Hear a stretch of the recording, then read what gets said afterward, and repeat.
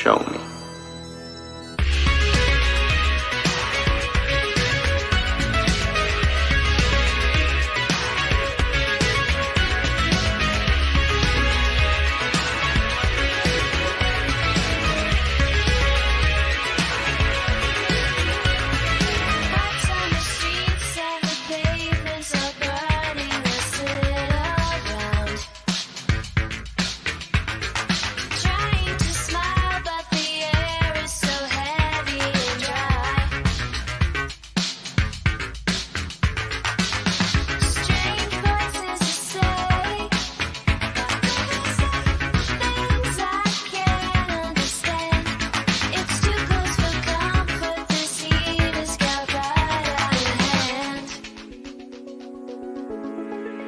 It's a cruel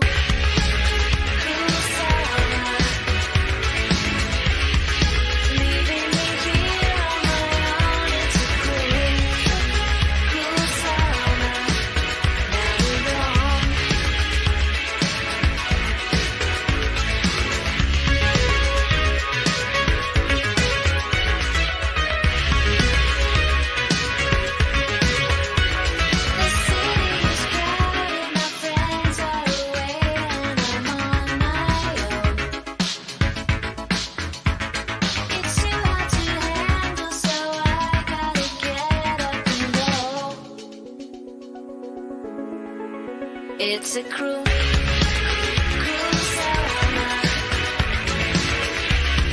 Leaving me here on my own. It's a cruel, cruel summer. Down and wrong. You're not the only one. It's a cruel, cruel summer. Leaving me here on my own. It's a cruel, cruel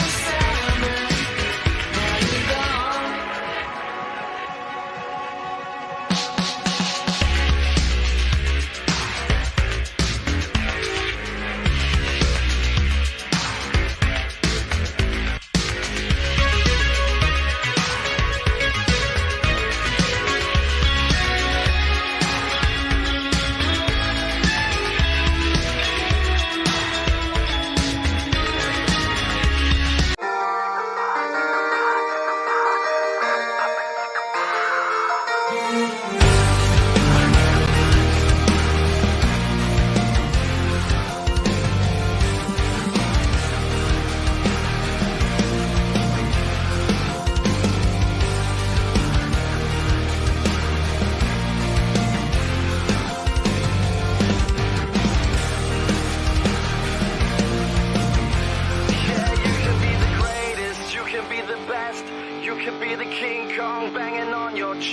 You can beat the world, you can beat the war. You can touch a god, go banging on his door. You can throw your hands up, you can beat the clock. You can move a mountain, you can break rocks. You can be a master, don't wait for luck. Dedicate yourself and you're gonna find yourself. Standing in the Hall of Fame, yeah. And the world's gotta know your name, yeah. Cause you burn with the brightest flame, yeah. And the world's gotta know your name, yeah. And you'll be on the walls of the Hall of Fame. Born to be Rad and RADpit Radio welcome you to the 2023 Horror Media Hall of Fame, presented by Mountain Holler.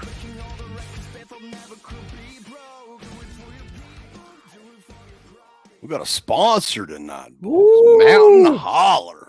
Holla! Holler if you hear me from the mountains. Yeah. What's up, boys? I like any song that has just a bunch of yeah-alls. I loved like it. I that. thought that was killer, dude. It takes you back. It Yeah. takes you back there. It's only for a day. Yeah. So, how's everybody doing tonight, boys? How y'all doing? It's going, man. You know, it's the end of the weekend, which is always kind of a little bit of a bummer, you know, but it's a cool way to end it with this, second annual Hall of Fame tonight. So I'm excited. Yeah, we did this show a year ago for people that want to get caught up and see. You may be hollering out some of the titles that we put in the Hall of Fame a year ago. Get caught up if you need to, but we're going to induct 6 new additions tonight.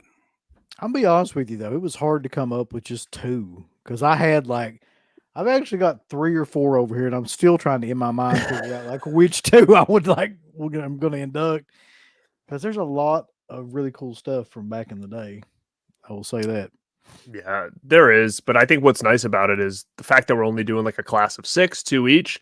We can do this for a while, and that's what's kind of cool about it is like if it's not in this time, then maybe next time, or if we get some kind of new 4K in that's just like unreal, like that can sneak in.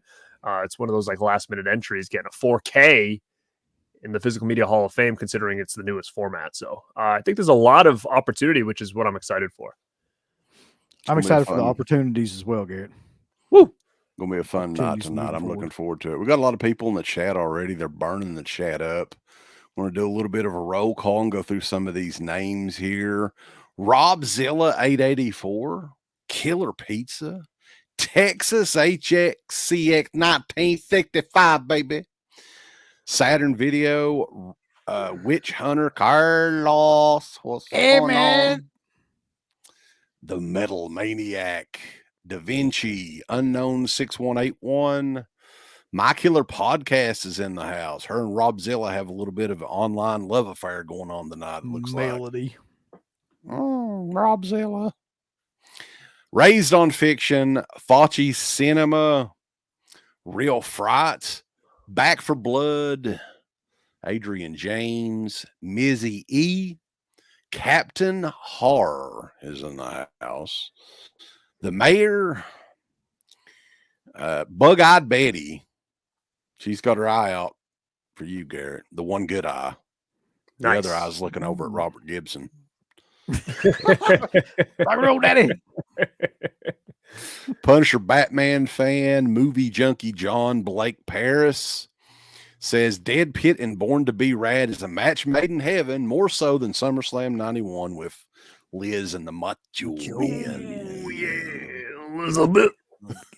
Elizabeth. Will you marry me? Yeah. Oh, yeah. Dude, I shit you not, because they had the Wrestling Federation in Kentucky there for years and years and years. They aired that whole segment on the news when that happened when I was a kid. It's a big deal. I was like, Oh, killer, dude. I love it. yeah. I was like, oh, they're really getting married, and little did I know they'd already been married for like 6 years or whatever at the time. Yeah, she'd been locked into a hotel room for about 10 years by then. Bro, like that's Into one of a my locker room. favorite events of all time still. I don't know why. It was just so hyped. I can remember like where I was when I watched it and freaking love that event, man. You know what's crazy about, because I don't know if it's the same as, Peacock, but when it was the network, they had the pay-per-view version of SummerSlam 91, which did not include the wedding ceremony and stuff afterwards. Oh, that's ridiculous then. No. Yeah. That was like part of us. Where did you get to see that for the first time? I know you saw it like the next night and stuff like that. They showed it because I watched it live and that segment was not there. And then all of a sudden, like, I think it might have been Superstars or wherever it was next.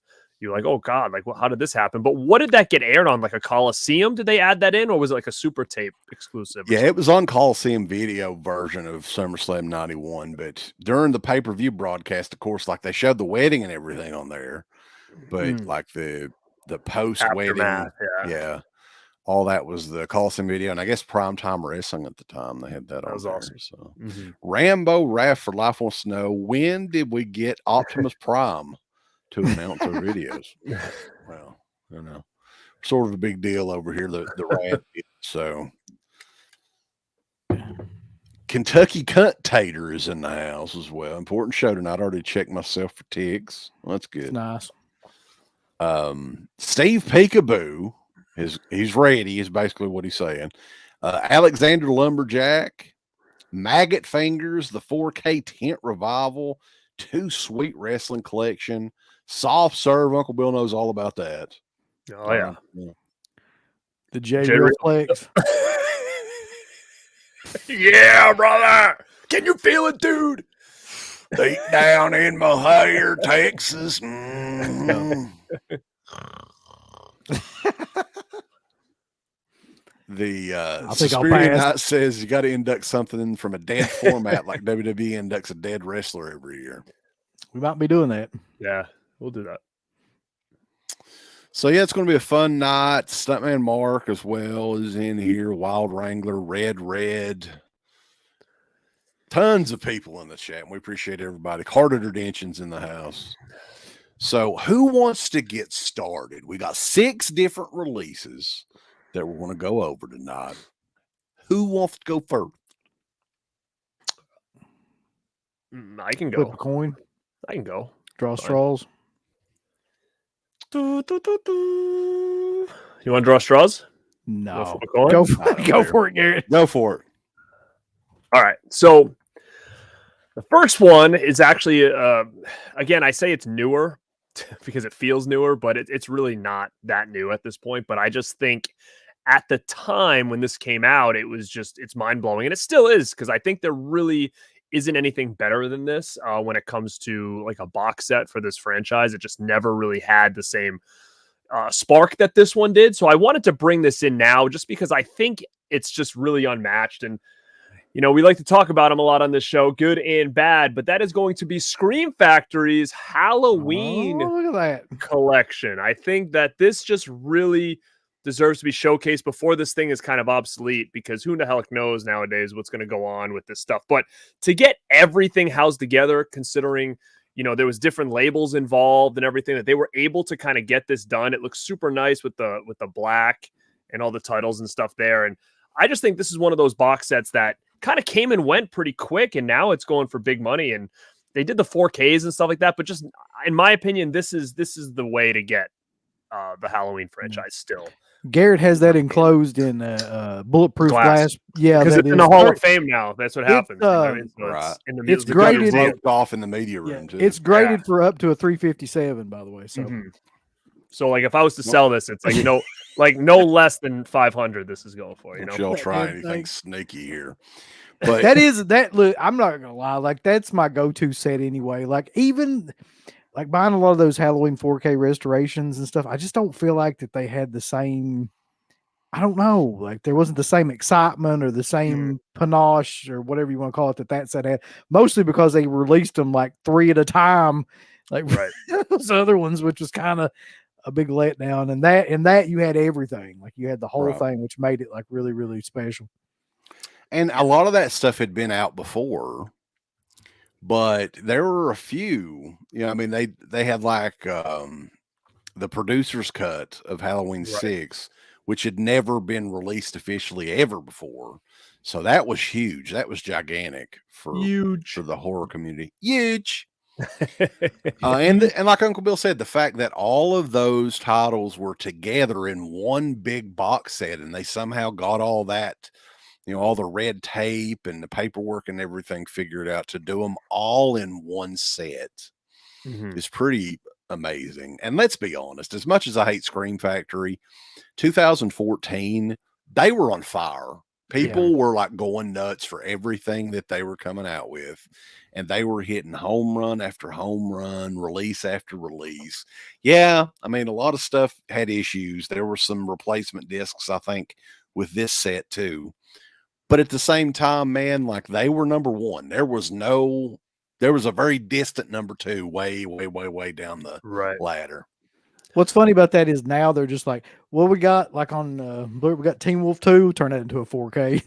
Right. And that's kind of what they're doing now. But what's interesting to me is that the fact that this thing, you know, sold out. I mean, I don't think it sold out really quick. I think it sold out, you know, sooner Over than later. time, But yeah, but like it goes for such crazy money now, and a lot of people are just so after this box set. And I'm kind of thinking to myself, everybody loves Halloween, then why did not more people own this when it was released? You know what I'm saying? Like I see a lot of people as like this is a grail piece for them to try to get in their collection, and I'm kind of like, well, why isn't it there? It's not like this came out in like 2010 or 2006, right? Like I figure most people at this point, especially with Scream Factory being on fire for a couple of years, would have been there for this, you know, and that's what's interesting. I to just me don't about feel like collecting was the same in 2014 as it is now. Like I don't feel like people jumped on stuff like that as much. Well, what I'm Back then. curious about is like as far as retail stores, which stores carried that set in 2014? Did Best Buy have it? Best Buy Yeah. definitely had it. Yeah, Best Buy Okay. absolutely. That might have been the only big retailer around here that had this. I don't know if like Fry's had it if they were still in business at that point, but around here, Best Buy definitely had this. So what did that go for? What did it retail for? Because we got it for like some stupid ass cheap I price. got it for free.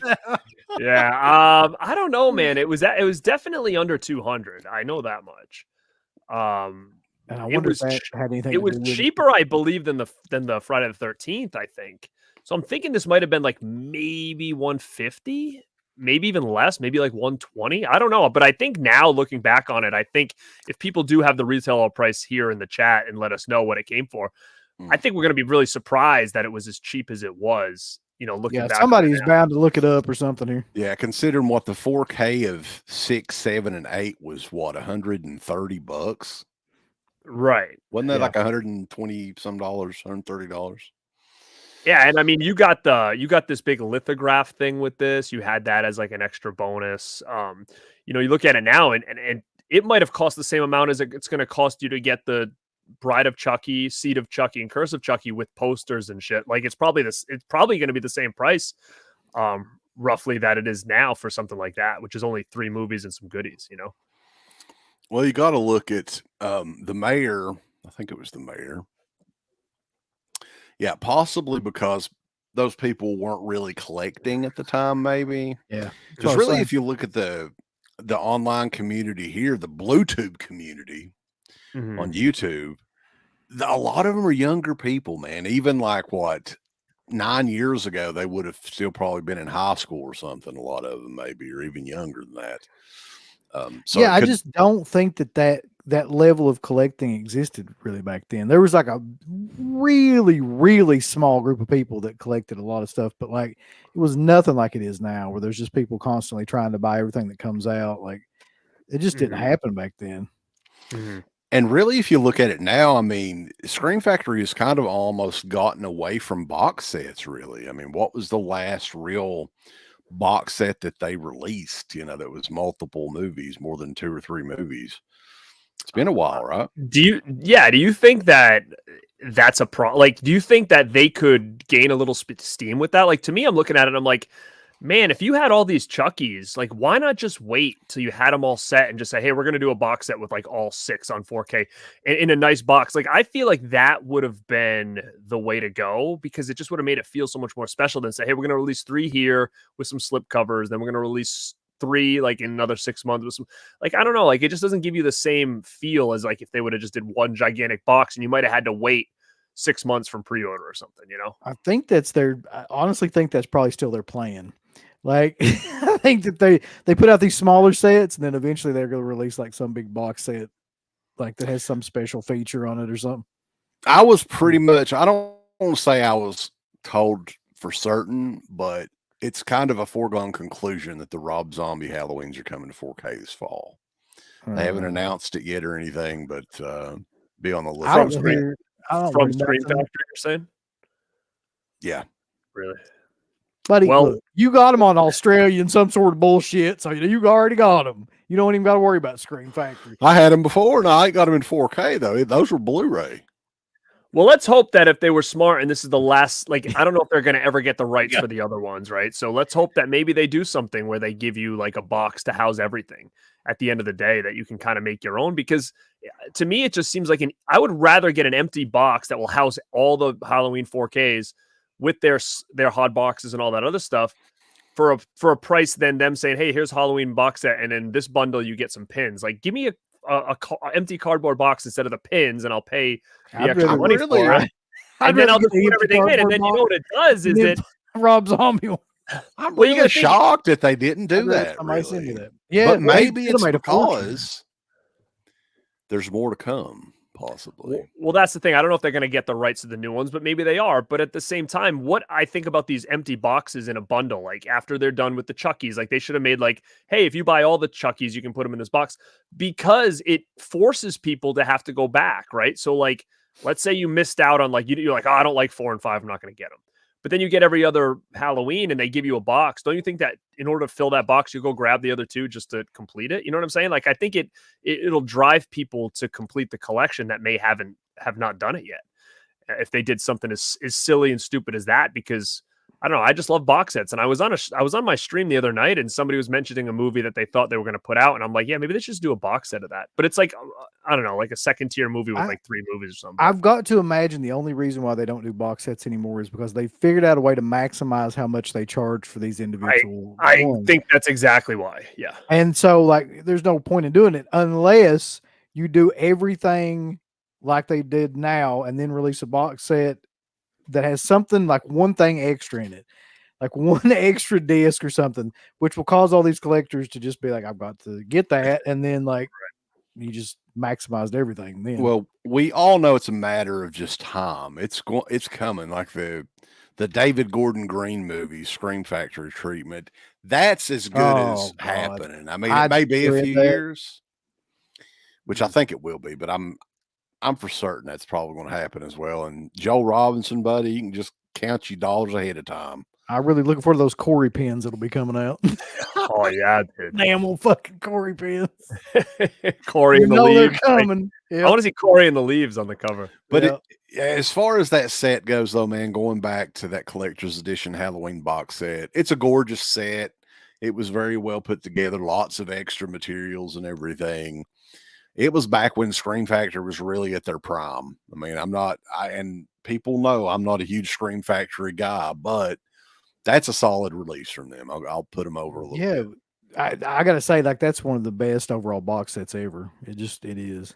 Yeah. I had a thought about that. Oh, go ahead. Oh, go ahead. No, I just want to say, Phantasmat said what we were talking about in the stream was if they would have put out Stepfathers, like the 3 in like a little box set. I'm like, that'd be cool. You know, I'd be all for that. Like, remember they used to do those like little flimsy boxes with the fly and all that other stuff. Like, why don't they just say, you know, try to get something like Stepfather and put it like 3 movies in a little box set? I think it'd be nice to do that. People would buy that. I guarantee you collectors would. So, I was watching somebody earlier. I think it might have been Christian actually, and he was talking about this, and this never entered my mind until right now, but when he mentioned it, do you guys think that like one of the things he was saying is that the special features, like going into like big documentaries and special features on a lot of these discs and things like that, drives the price up of the disc because they have to pay the people to do the special features? Like, do you think that's a thing?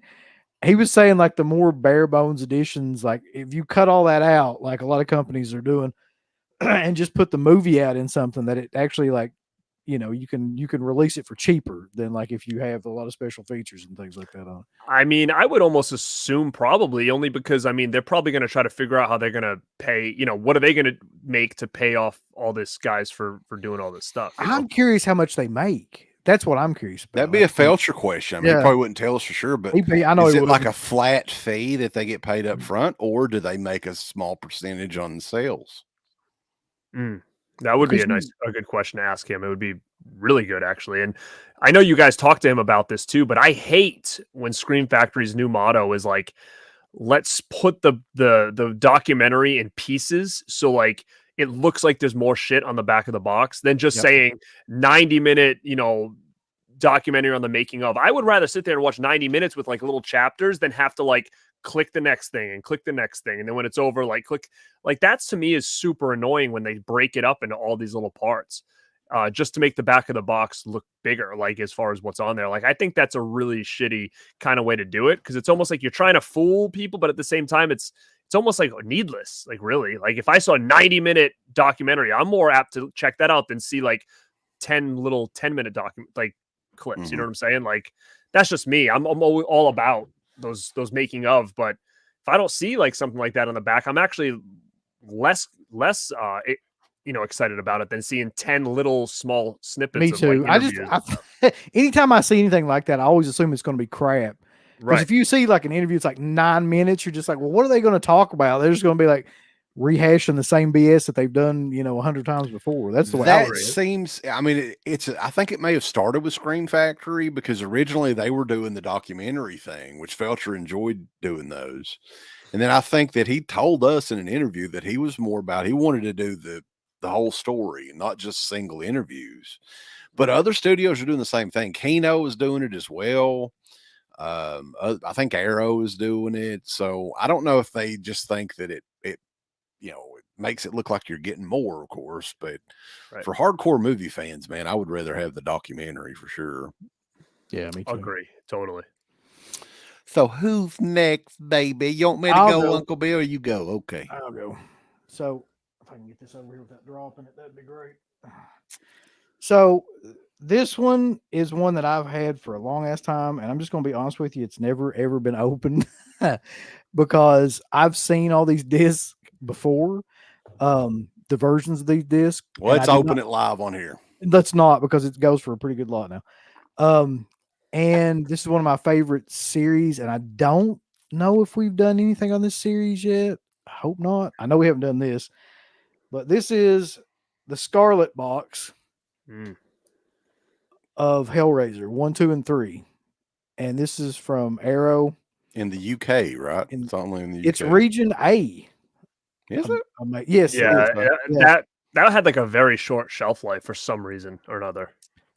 So here's the cool thing about this, and why it's like one of my favorites, and why I would induct it into the Hall of Fame, is this was the first time that they included a couple of different scenes from Hellbound that had never been seen before in this edition. One of them was a surgeon scene that had never been seen before. A lot of like graphic gore kind of scenes that were in this, and an unrated version of Hellraiser 3 for anybody that actually liked Hellraiser 3. And tons, and I mean like tons of freaking special features. There was like, I think 2 documentaries in this thing. Yeah, the Clive Barker Legacy limited edition exclusive. There's a 4th disc that just had like documentary footage and a 200-page booklet that came with it. And it's kind of interesting how it's set up too. If you can see that, like the way that it opens. There's I know you guys, and it's all that you mentioned that, because I didn't know it. I didn't know anything Uncle Bill's bringing into the show tonight. But Temu, Uncle Bill, have you bought anything from Temu yet? What the hell is Temu? It's like a new AliExpress that sells like really, really cheap stuff, and it's like, I don't know, everybody's talking about it online. There's $11.50.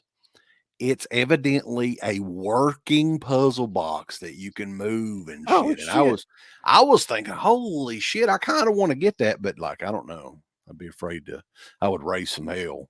Wild Wrangler, I do love Hellraiser 4. That's the interesting about it. Now, you want to talk about something killer that, like, Stuntman Mark's got a killer Hellraiser 4 set, but I don't know. Like, to me, this thing, and like I said, I've seen all these discs on this before that came with this, and they're all like 2K restorations of the films. I'm not positive that, like, because I haven't seen any of the 4Ks of any of these, if they exist, that it looks any better in anything else than this either. Yeah, those 3 movies though, man, like when it comes to Hellraiser movies, to me, like it's those 3. Like those are the 3 best. Right. Now, I'm not that familiar with most of them afterwards. I know that the Judgment one they made a few years ago was like the most boring, awful piece of shit ever.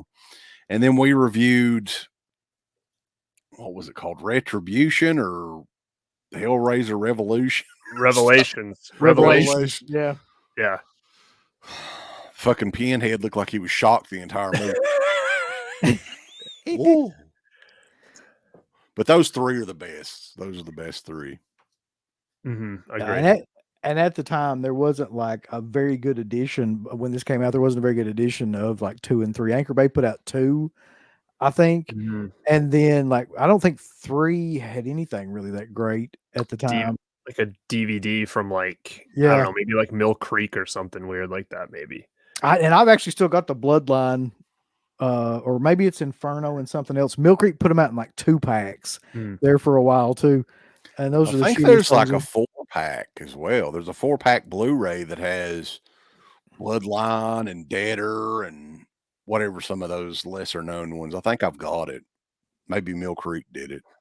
Now, where is 2 and 3 and all that now? Like, is Arrow still got these? Like, what's like, because they haven't seen anything, right, since that set. Is that correct? Or I know they did another set too with like maybe just 1 and 2, maybe? I I don't was know. trying to when I was looking at this, I was trying to figure out like what has been done with like the Hellraiser sequels, at least for in terms of are they on 4K? Like I don't even know. No, Like No, none of them are on Yeah. 4K. None of them. Mm-mm. I think that's probably a property that somebody's probably trying to get. If they can do another box set of some kind with Hellraiser, I mean, at the same time, like even if they want to do a box set with everything, like how much could it really cost for them to get some of those later sequels? I mean, like I know a lot of people probably don't care about them. Like I don't care, but it'd be nice to have everything kind of housed together. But I mean, I'm sure it's not going to be that hard to get all those. no, No. I've got to imagine that that'll be coming at some point soon. One thing you got to think though is they already did Blu-rays for pretty much all those. So Mhm, is somebody going to put the effort forward and expect people to throw down that kind of money for a 4K box set of all those movies?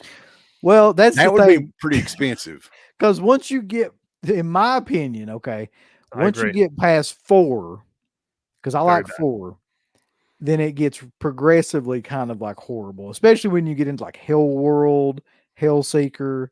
Like there's some really, really bad Hellraiser Hell movies. shitter. Hell shitter. Yeah. I mean, it gets really bad. The one with Craig Sheffer, which has nothing to do with really Pinhead. Like he shows up in it like 2 or 3 times, like it's Halloween 3 or something. It's like a detective.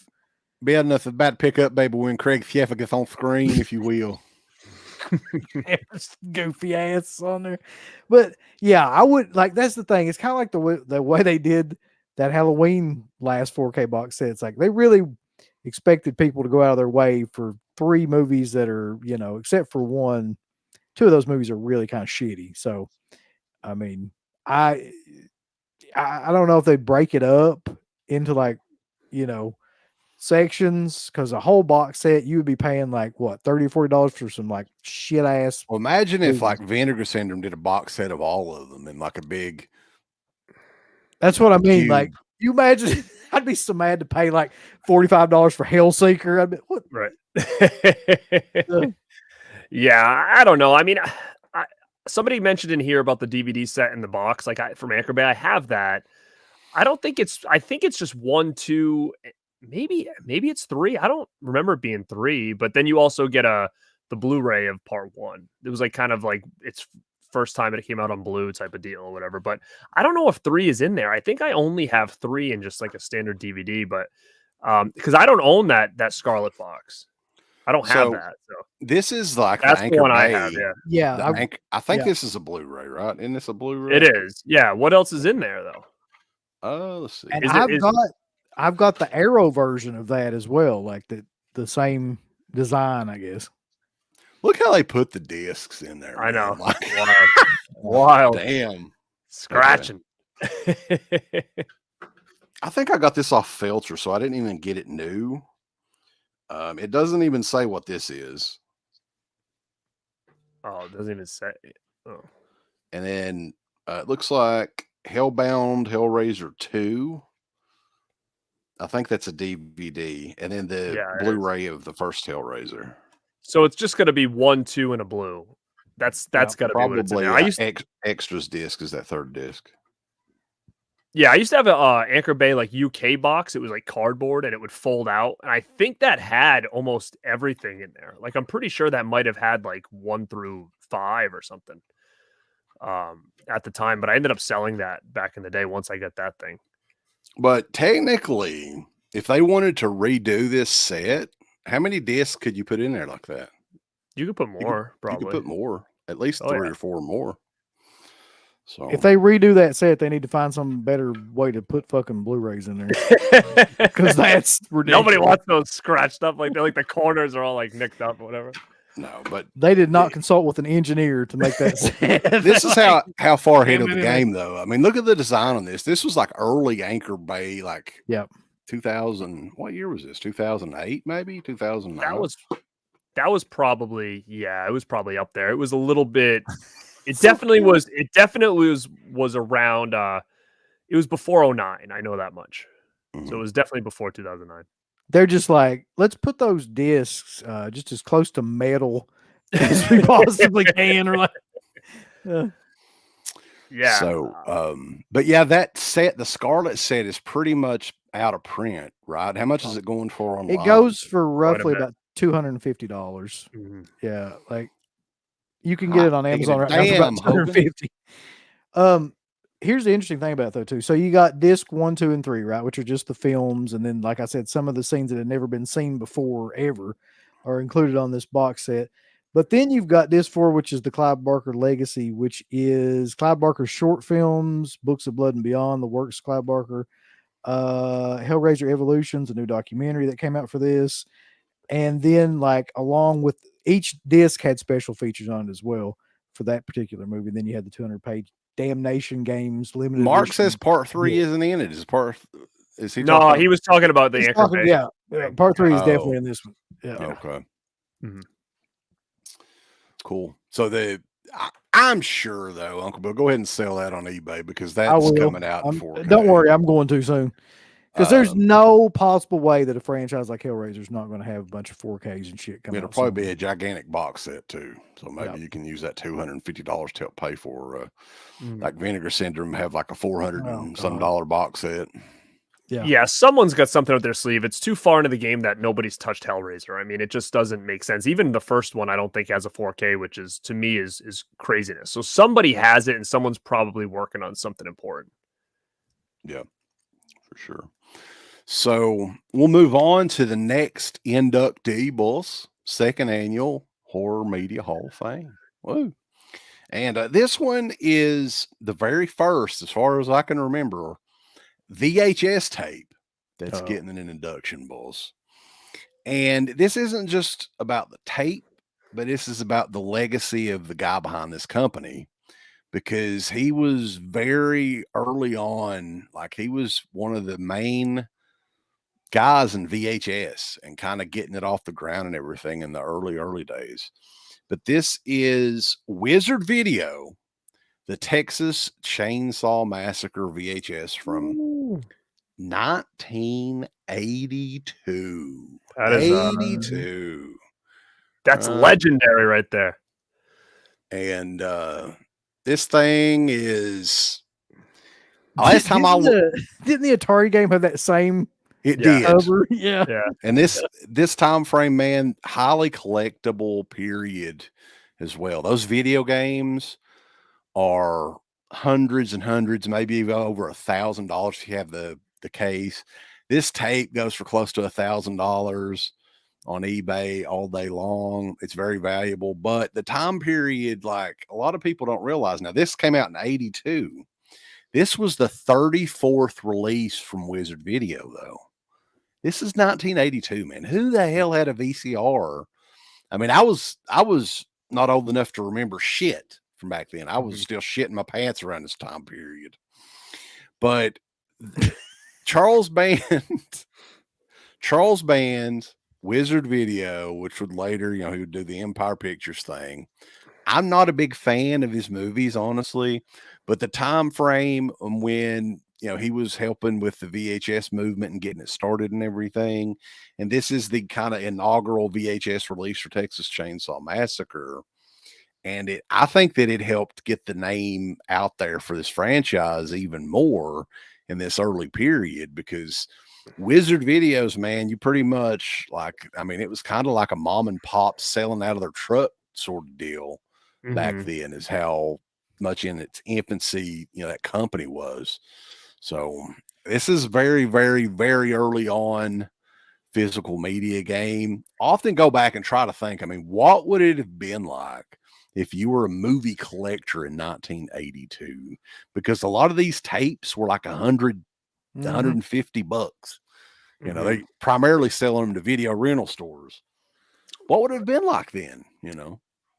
Like anything else, I think that some things back then weren't taken as serious. So, like for instance, someone could have bought that and realized, like, oh, I don't need this cover. They shredded it or whatever, tore it, got that tape out, just kept the tapes, put them in like a little holder or whatever. Like same thing. Why things from the 80s are worth so much money now, like Nintendo games. If you have one of those things boxed, even if it's not sealed, if it's boxed up, same with VHS tapes, like there was some money because nobody was thinking about this shit back then. Like, did anybody, I'm going to ask all three of you, when you got Nintendo games, did you ever keep that cardboard box? I No. didn't. I used to take the little plastic, the little black thing, slide it in there, put the directions maybe in the back, and then just slide it in my thing. Like that cardboard box was in the trash within 2 seconds. So that's why things like that are worth so much, because nobody back then saved that shit. Where now a lot of the stuff that we're collecting, it's like everybody's keeping things sealed. So like the day of Yep. what it's going on now is never going to be the same because everybody knows better now, and that's what I try to tell people when it comes to, if you keep things sealed, like it's cool, but it's never going to be It's not like the when we were same. No, it's kids. not going to be worth. No. And even if you look at the price, and this kind of shocked me. If you look at the price of like NECA figures, if they're boxed versus if they're out and they're Mhm. complete, it's not that much of a difference, Mhm. man. Like you can get if you can sell them like still for like a pretty decent lot of money if they're complete and unboxed. Like people just don't give a shit about like stuff like that anymore. And same thing with like DVDs or Blu-rays and things like that now. Like everybody's been collecting these things forever. So you're right. Like it's not a big deal as it was then. Yeah, I mean, usually things that are really, really mass produced, they may be hot at the moment. Like, and me and Uncle Bill found this out with like baseball cards and Oh God. wrestling figures, Basketball and stuff cards, like that. baseball cards, yeah. Anything like that. So, they mass produce them out the ass. There's thousands and thousands and thousands of them. Whereas something like this, where, I mean, I don't know how many was made, probably a lot for this time period, but people back then weren't thinking about the collectability of any of this stuff. No. And I think that's why a lot of those sealed VHS tapes, there's a whole market for people going to get them graded like it's a fucking comic book or something. And they're selling them online for thousands and thousands of dollars to these idiots. Let's be honest, man. Like, who in the hell is going to throw down $10,000 for a sealed videotape of whatever? I swear, I think that's all just some sort of gimmick, man. Like, I think that's almost like a trap to get people like that are stupid enough to believe that to like do it. I just don't think that's real. I mean, I kind of like seeing that in a way because it makes you feel like collecting's important again. And sometimes when you kind of had a collecting mindset growing up, you always felt like you were kind of an oddball out and nobody else gave a shit about this stuff. So to see like bigwigs buying shit like this for a lot of money, it kind of makes you feel like, like reassurance that what you're doing isn't a big freaking waste of time. And I've honestly I've thought a few times about sending some of those sealed VHSs off just because the chance of selling them to somebody for that high of an amount, I mean, it's kind of crazy. I would definitely recommend doing something like that. Like even that, like that's not sealed, right? But I mean, you can still get that graded even though it's not sealed, though. It's in really good condition. Yeah, it has all of the flaps, which I know is a big deal for people. See, look at the bottom of that. And sometimes too, if you don't want to get rid of something, you on just want to get it graded. It comes back in like a nice display piece. And it's not a bad gig. What is it, $80 to get it graded or whatever? But I know it might be silly to some people, but it all depends on what kind of collector I think that you are. And I was also, when we were kind of talking about this stuff and collecting, and you guys brought up baseball cards, I was actually thinking about little things like how the collecting mindset in the world has gotten so crazy, like with grading stuff. Like who would have ever thought VHS tapes graded would ever be a thing? Like never, because they weren't ever considered collectible like cards or anything else were. But an idea for a show, and also an idea for like any of these new titles coming out, because I don't really buy a lot of new stuff right off the bat. Like I'll wait till Black Friday or something like that. But if you find a movie you kind of really like, maybe horror especially, what about doing a show or even collecting things that would be considered like they're rookies, right? Like would that be considered like the Texas Chainsaw rookie physical media right there? It's a rookie. You know what I'm saying? Like it's interesting to me. Like if I was to go buy Megan, right, with like the Megan 4K with the slip cover or whatever, and keep it and be like, forever, this is going to be the first release of this ever, right? Like, as weird as that seems now, it almost kind of would be a fun show to like try to hunt down like specific movies, like rookie physical media releases, and have those things, because who the hell knows, man? You could create any market if people are involved, right? Like any market can be a thing if you get people on board. Here's the thing though, that like I think is interesting about that too, is there's a parallel between like basketball and baseball cards of that time period that we were collecting and what's going on right now with the way people are collecting physical media. Because if you look at it, people are trying to get like the first releases of a lot of these editions, and they're trying to get like the steel books and the media books. So that's like when you look at basketball cards, people would get their rookies, but then they would get like the other the insert or whatever they would call those that's what I editions, was- yeah, insert cards like the Fleer metal and stuff like that cards. Like, and then you would get like, so you would have the rookie card, but then you had to get like all these different insert sets and things like that too, which is basically the same crap people are doing with physical media now. And right. I just feel like, I don't know, man. I Like, think you trying saw to how create that turned out.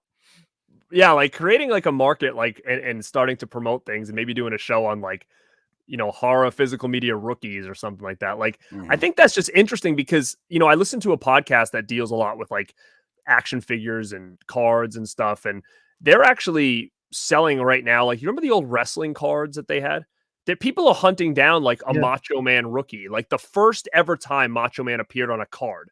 Now they're searching that out, and all of a sudden now that thing is valuable, right? Because it's like, hey, this is the first time Macho Man's been on a card. And even some people are going crazy out there. Like the Rock's rookie card was actually on, like, remember when WWF used to come out with like playing cards with like the Rock could have been like a 10 or something, and like there was a king and like some people are looking at that and having that like going and having those graded and saying, hey, this is Rock's rookie. It was the first time he was ever on a card. It was a damn playing card deck.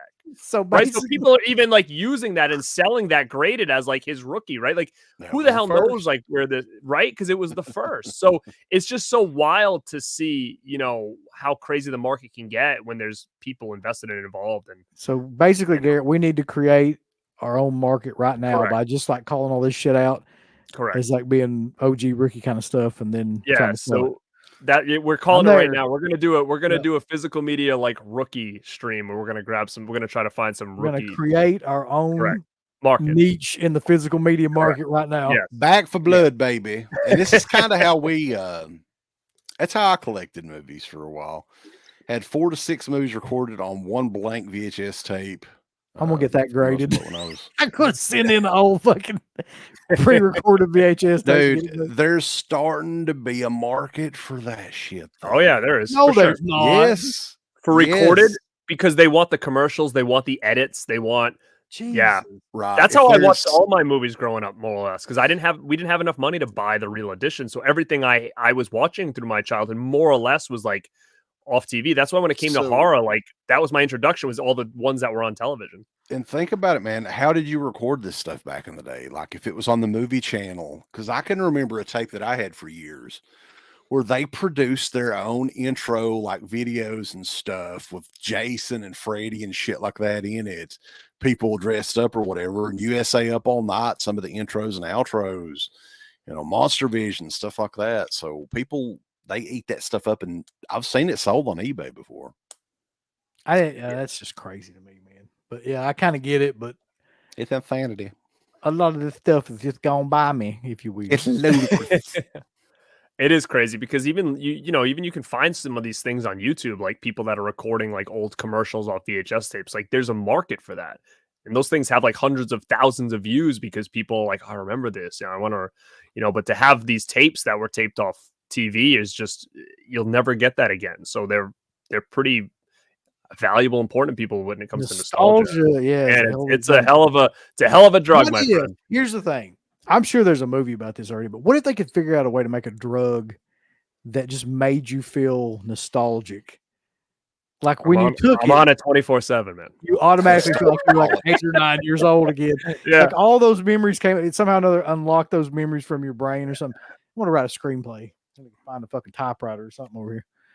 For real, man. Get to work, Uncle Bill. All right. So continuing on, I believe it's back to Garrett. All right, it's my second one. Ooh. All right, this is a big one that came out way back in 2001.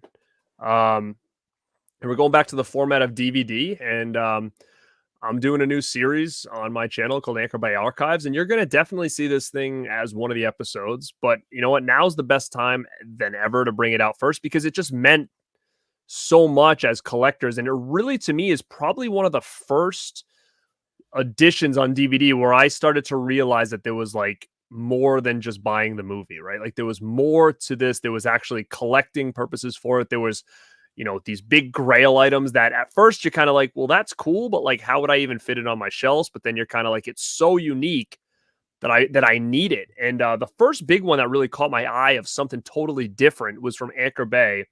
And that is their wood box of the Wicker Man. And when I saw this thing in a store, I went absolutely nuts. Like I couldn't even believe what I was looking at, like, because it was so huge. And I'm like, this is a DVD? Like how? Like how is this a DVD? And it was limited to 5,000. 50,000. Jesus, that's not even limited. Holy crap. That's how Anchor Bay did it. And you got a lot of stuff in here, man. Like, so I mean, again, they did a couple different versions of this, and I know some came with soundtracks and stuff, but I don't know exactly what this has. So you're getting, a little card here. Another little card, I guess, with the chapters. It says theatrical version and extended version you're getting here. Bro. But then they would be housed in these little like CD cases.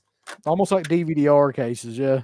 And then you got the extended cut and then the theatrical cut in there. And it fits really nicely actually in this little box. Like it just kind of snaps in, just like this. And I don't know, it just was such a unique time, and it's got like a little metal like snap right there. So it was really well done, and this is all engraved too and burned in. It's not just like stickers are drawn on. Like this is literally like burned into the box and smells like wood. Like it was just wild to see that something like this existed. And being a collector back then, that was the first edition that I ever saw that I was like, okay, there's more to this than just collecting the movie itself. Like that was the only one they ever did like that.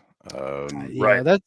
That's actually one of my favorites too. It might possibly be my favorite of anything that they ever did. Which just because of how crazy that is that they made all those wooden boxes. I think it was like part of the limited edition tins almost. It was like one of those, but it was in a wood box.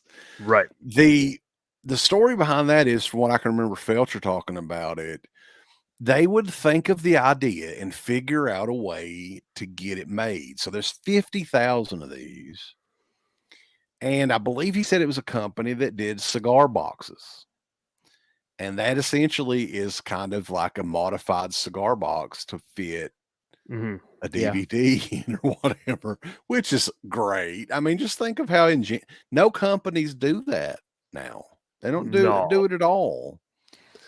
I think the funniest thing though was when we were talking to Felcher and he's talking about like somebody at Anchor Bay had said like they're limited to whatever it takes to sell out. Like there really was no limited edition. Like it was just like limited to however long it took them to sell it out because they made so many of them. So I'm not even sure if like when they said limited edition, like they actually fucking even did that. Like, well, they were numbered.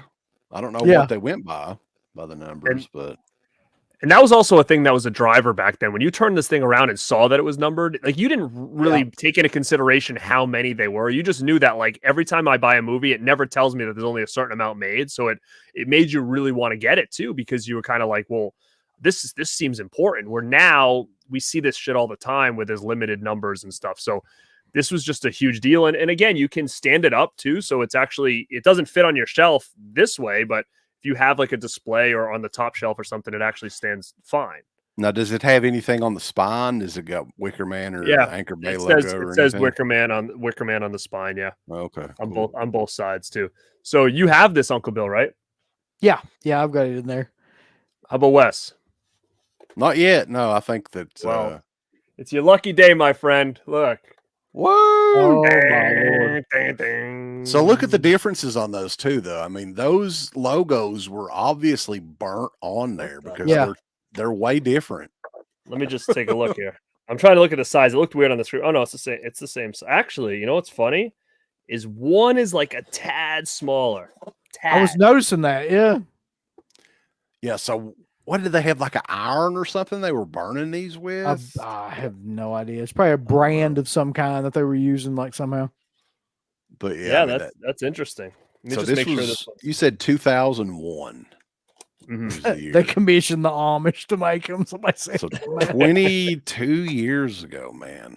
Wow. Yeah. Wild.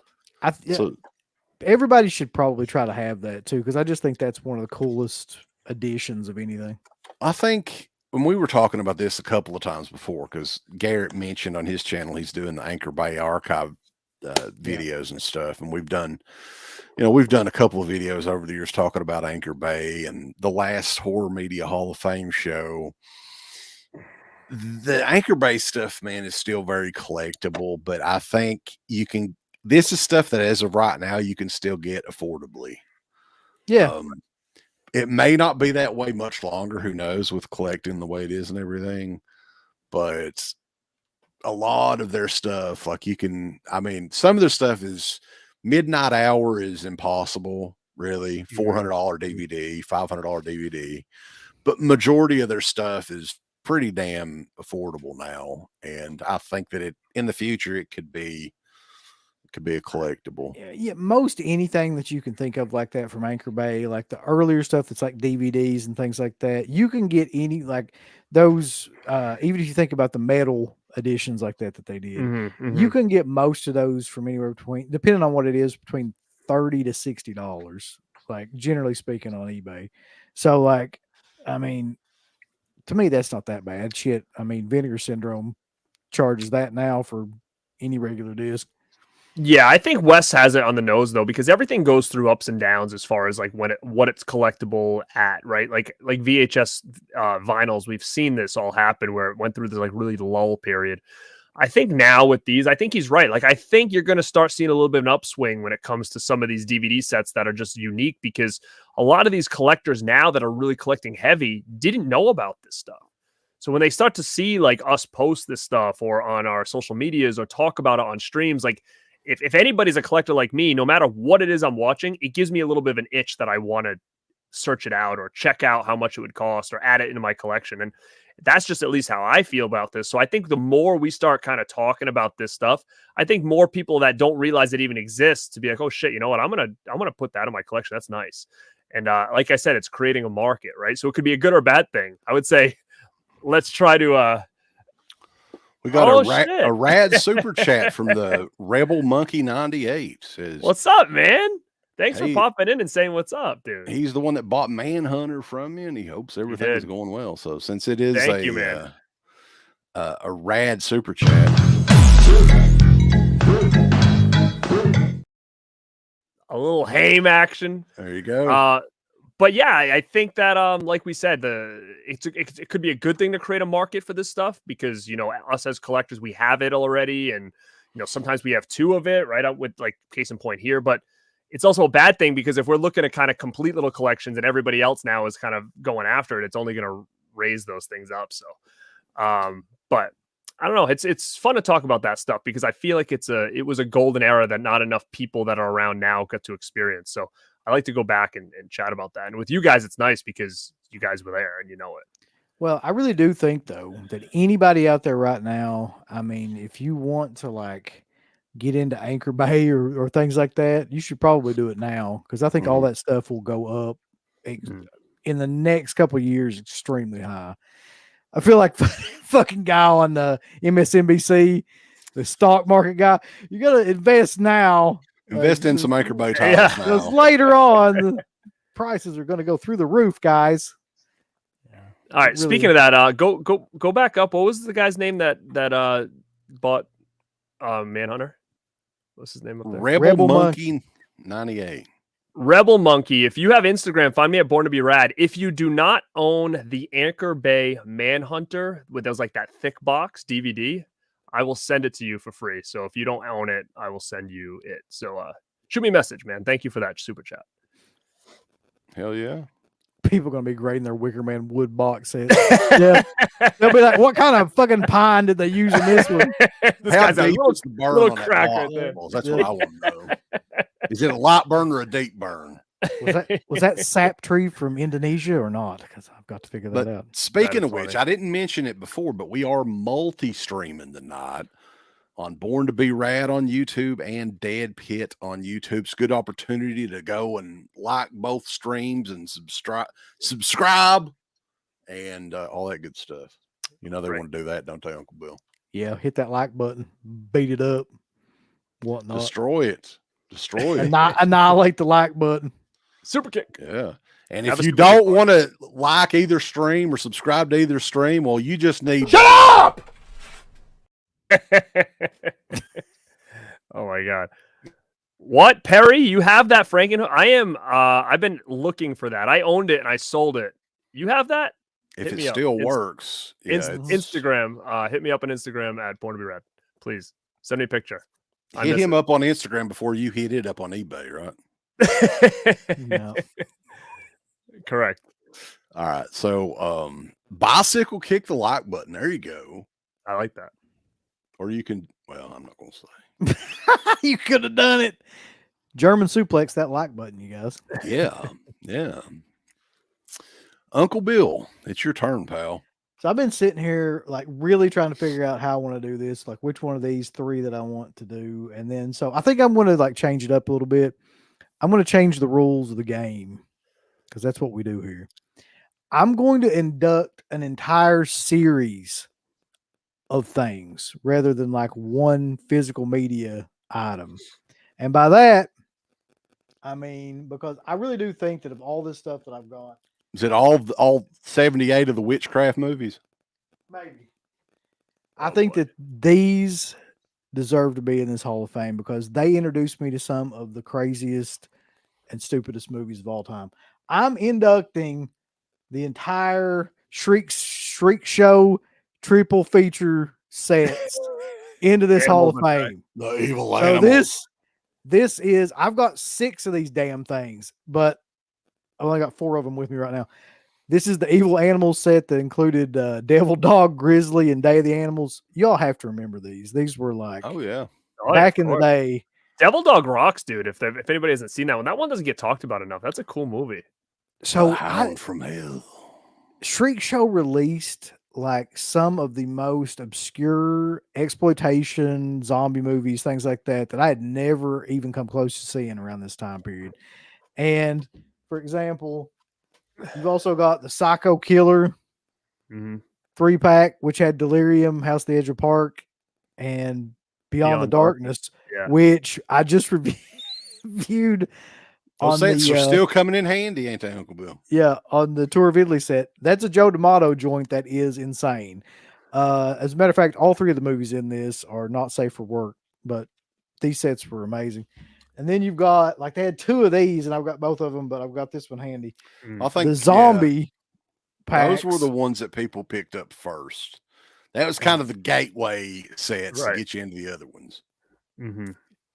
Yep, zombie packs, and this one had, I think this has like a couple of bangers in it, not like as Garrett would say, but not the Finger last bang? one so much. Oh, no. Well, let this me has ask you, with the Shriek Show, because I'm looking at all these now and it's like just like, man, like Severin's putting out all those. So do they have something to do with Shriek Show, or is it just they just happen to grab all those titles? Because not Maneater, but like Burial Ground and the other ones Dr. that you just Butcher, had, like MD, all stuff like those that, other yeah. ones are like Devil Dog and Grizzly, like those are all Severin. And so isn't the other ones with like Last House and Dead End Street, like Delirium. Those are all Severin titles now. They may have, man. I mean, Shriek Show may have been Severin before Severin, or David Gregory I don't might have think been so. I involved think in that it. was a different. I don't know.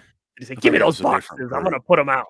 And then Shriek Show was a division of like, was it Media Blasters? Was the name of the company? Yes. It was Media Yeah. Blasters, yeah. Okay. then shit got really like wild. I've never even opened this one, but this one apparently I got from, I don't know, it looks like Best Buy maybe. The Vampire triple feature with Central Park Drifter. I don't think I have that one. 2 Orphan Vampires. That's the name of the movie. And Fiance of Dracula. Not even like the bride of Dracula. It's just a fiance. It's just like some random woman living with him. I don't think I had that one though. I don't remember that one. That was $14.99 back in the day though for this. But think about that. You just said that was these were at Best Buy, guys. Like how crazy was it? And I remember they had tons of them too. Like I remember when I was like, oh my god, I don't know, this movie Massacre at Dinosaur Valley. How could this be bad? Right? Like I remember like finding that and then getting home and being like, shit. Like, yeah, it was bad. Yeah. But no, I just like them because they really did introduce me into like a world of a lot of times Italian films that like I'd never even heard of, or like stuff like crazy just exploitation movies that you would never see like anywhere else.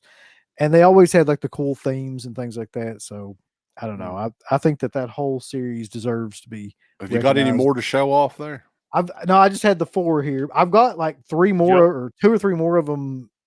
Do you want me to go see what I have? Yeah, Garrett, because you could get to them. We should do a whole could. show on these at some point. Like I would like to, because I'm looking over here. I've got some of them stacked up over here, like a high school horrors one that I think had like the majorette. Yeah, I've got that one too.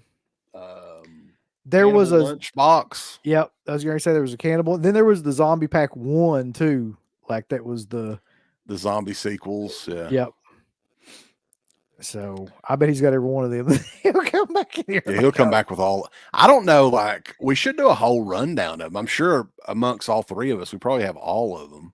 Yeah, like I've got 6 or 7 of them in there. Like 2 more. Yeah, Garrett's got a few there. Yeah, I just grabbed ones that you didn't show.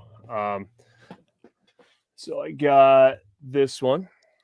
The first Zombie Pack. Oh, is that the third? Yeah, that's well, this has 3, 4, and 5 on it. So it's got like Killer Birds or whatever it's called there. Killing Birds. Awful movie, by the way. DVD's good enough for those. Yeah. Mutant Monsters. So I've got that one too, yeah. The Dark, The Being, and Creature from the Abyss. I got that one because The Being. I don't think I ever had that one either. The Being is a Jackie Kong joint. I think that's why I got that. The Being's a good movie. Who has that now? Is that Vinegar has The Being? Somebody put that out like Code not Red, too long I ago. think put it out. Yeah. It's Code Red or Kino or something like that. Some combination of that. Yeah, this one's bad. This one I can't do this. Jungle Horrors. Look at that. I've got Eaten that Alive. One. Jungle Holocaust. Yeah. Bro, listen, like Massacre at Dinosaur Valley. Look at that cover. I was like, this is a gold mine right here. Jungle Holocaust was a Diodato movie. Are you guys talking about that one tomorrow? No, because that one's awful.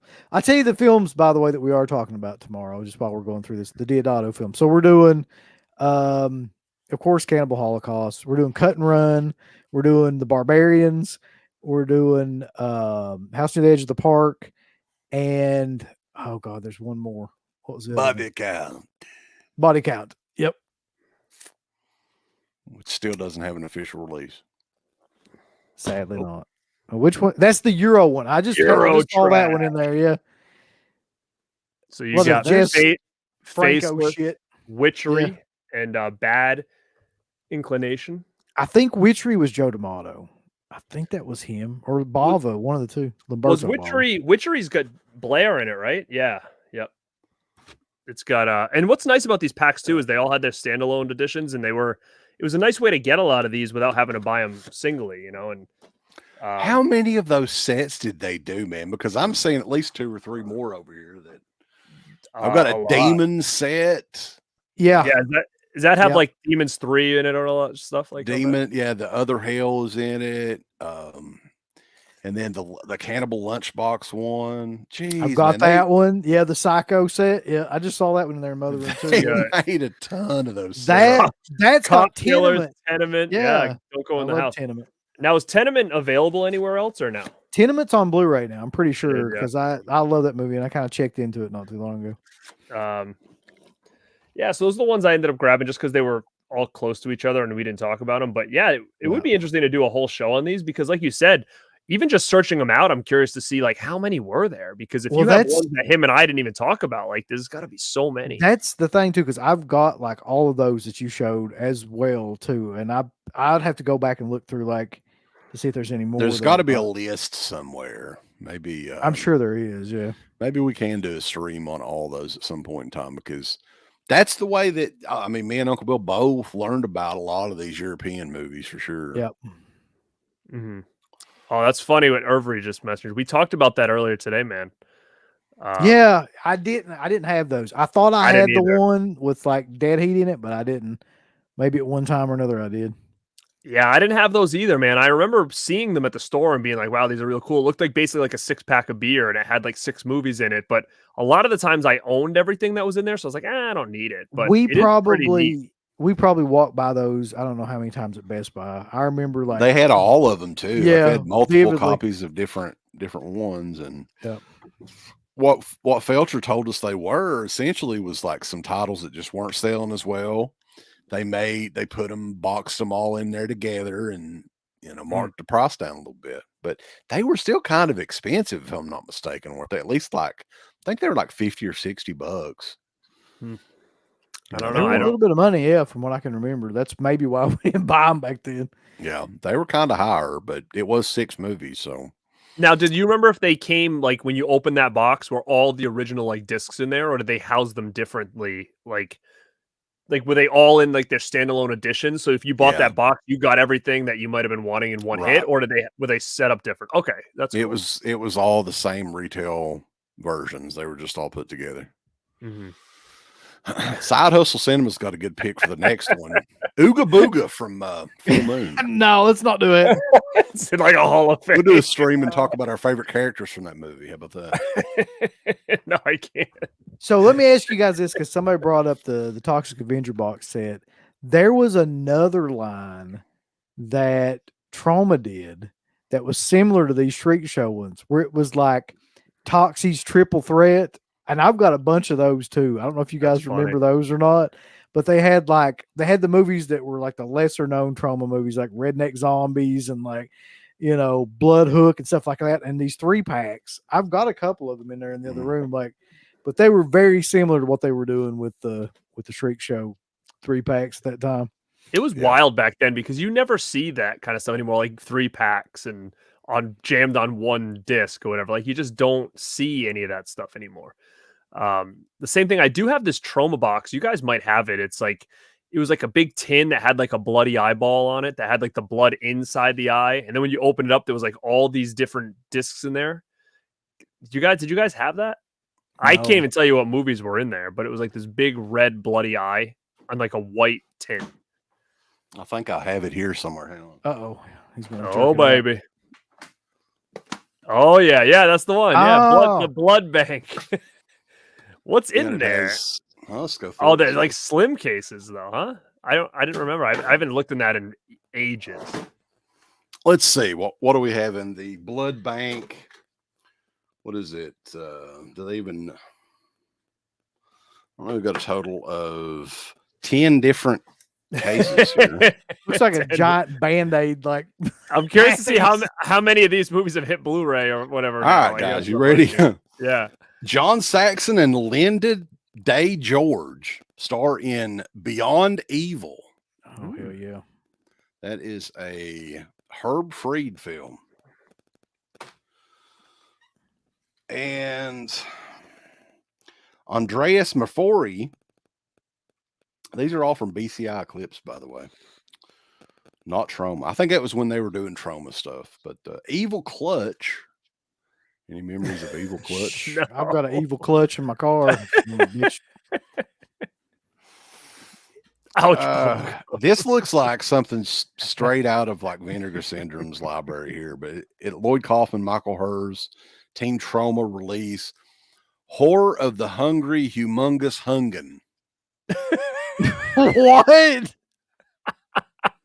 I've never even heard of that. I have that thing and I don't even remember that at all. That is so funny. Hungry. So if all of a sudden, like when we do the Vinegar Syndrome stream and they're like, what's it going to be? And you're like, it's the Hungen. Yes. Like, we're waiting for that. Yeah, there'll be a bunch of people. What I always wanted. It took so long for it to come out. I'm not going to say anything about Vinegar Syndrome after I watched Annie Lee's Meat Pies, and it actually turned out to be killer, though. Like, I gave that movie shit forever, and then that was actually like one of the best things I've seen in a long time. From 1987, Mommy's Epitaph, baby. That's great. Is that the rookie? Is that its rookie right there? That's the rookie, I'm sure.